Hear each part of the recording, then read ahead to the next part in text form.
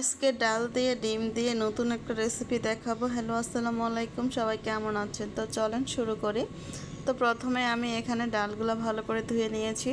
তো এখানে কাঁচামরিচ দিয়ে দিলাম, আদা রসুন পেস্ট আর পেঁয়াজ কুচি আর সামান্য তেল দিয়ে এখানে লবণ, পরিমাণ মতো হলুদ, জিরা, মরিচ গুঁড়া সব দিয়ে দিব। তো দিয়ে এখন এটা ভালো করে হাত দিয়ে মাখাই নিব। তো এটা হাত দিয়ে অবশ্যই মাখায় নিতে হবে, হাত দিয়ে মাখালে অনেক সুন্দর একটা টেস্ট আসবে। তো আপনারা চাইলে কষাইও রান্না করতে পারেন। তো এখানে আমি পানি দিয়ে দিলাম, দিয়ে এখন আমি চলে গেলাম কড়াইতে। তো এখানে আমি অলরেডি এটা কড়াইতে বসাই দিয়েছি মাখানোটা এখানে দিয়ে। তো এটা এখন বলক আসার জন্য ওয়েট করতেছি। তো পানি কম চলে আসছে, তো পানি আর একটু দিয়ে দিলাম।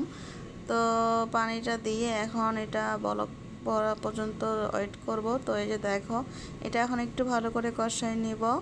তো এই যে এখন একটু ভালো করে নাড়াচাড়া দিয়ে একটু কষাই নিব। তারপর এখানে আর একটু পানি দিয়ে দিব, যেহেতু এটা লেগে যাচ্ছে। আর একটু ডিম দিতে হবে, তো এটা অবশ্যই পানি দিতে হবে আর একটু। তো ডালটা কিন্তু পুরোপুরি সিদ্ধ হয়ে গেছে। তো এই যে এখন আমি এখানে ধনেপাতা দিয়ে দিব। তো ধনেপাতা দিয়ে দিলে অনেক সুন্দর একটা ফ্লেভার আসে ডাল ভুনাতে। তো দিয়ে দিলাম। তো ধনেপাতাটা দিয়ে একটু ভালো করে নাড়াচাড়া দিয়ে দিব। তারপর চলে আসব, এই যে এখন আমি ডিম দিয়ে দিব এখানে ভেঙে। তো এখানে 2টা পরিমাণ আমি ডিম ভেঙে দিয়ে দিলাম। তো ডিম দুটো দিয়ে এখন এটা ভালো করে একটু জাল দিয়ে নিতে হবে, যেন ডিমটা ভালো করে শক্ত হয়ে যায়, যেহেতু এটা কাঁচা ডিম দেওয়া হয়েছে। তো তরকারিটা কিন্তু অনেক মজার ছিল, যদিও প্রথমবার রান্না করেছি, তাও অনেক বেশি মজার ছিল। তো আপনারাও চাইলে এভাবে রান্না করতে পারেন। তাই ভাবলাম যে রেসিপিটা অবশ্যই আপনাদেরকে শেয়ার করি। খাওয়ার পর তো অনেক মজার হয়েছিল। আমি আবারও চেষ্টা করবো রান্না করার, অনেক বেশি মজার একটা তরকারি। তো এই যে ডিমটা এখন এখানে হতে থাক। তারপর ডিমটা আমি এখানে উল্টাই দিব। তো এখনও হয় নাই পরিপূর্ণ, তো আর একটু হলে পরে ডিমটা আমি এখানে উল্টিয়ে দিব। আর ভিডিওটা যদি ভালো লাগে অবশ্যই লাইক কমেন্ট করবেন অ্যান্ড চ্যানেলটা একটু সাবস্ক্রাইব করে দিবেন। তো এই যে দেখো, এটা এখনও হচ্ছে, এটা তারপরে উল্টাই দিব। তো এই যে এখন এটা কিন্তু আমি একটু আলতোভাবে এটা উল্টিয়ে দিব, যেন ভেঙে না যায় আর কি, এরকমভাবে। তো এই যে এখন এটা আমি উল্টাই দিব।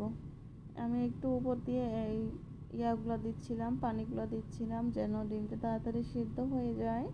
তো এই যে দেখো, এটা কিন্তু সিদ্ধ হয়ে গেছে এক পাশ দিয়ে। তো এটা আমি এখন উল্টাই দিব। এই যে এটা উল্টাই দিয়ে দিলাম। উল্টাই দিয়ে এখন ভালো করে একটু নাড়াচাড়া দিয়ে দিব। তো এখানে একটুখানি মশলার গুঁড়া দিতে হবে, জিরা গুঁড়া। যেহেতু ডিমের একটা কাঁচা গন্ধ থাকে, যদি ধনেপাতা দেওয়া হয়েছে, আর না দিলেও হবে, অপশনাল।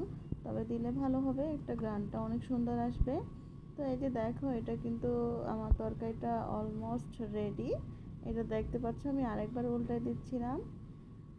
তরকারিটা কিন্তু প্রায় হয়ে গেছে। তো অবশ্যই ট্রাই করবেন একবার বাসায়। তো অনেকে হয়তো খাইছেন, জানেন, তবে আমি প্রথমবার খেয়েছি। তো প্রথমবারে অনেক বেশি মজার ছিল। তো সবাই ভালো থাকো, খোদা হাফেজ, বাই বাই।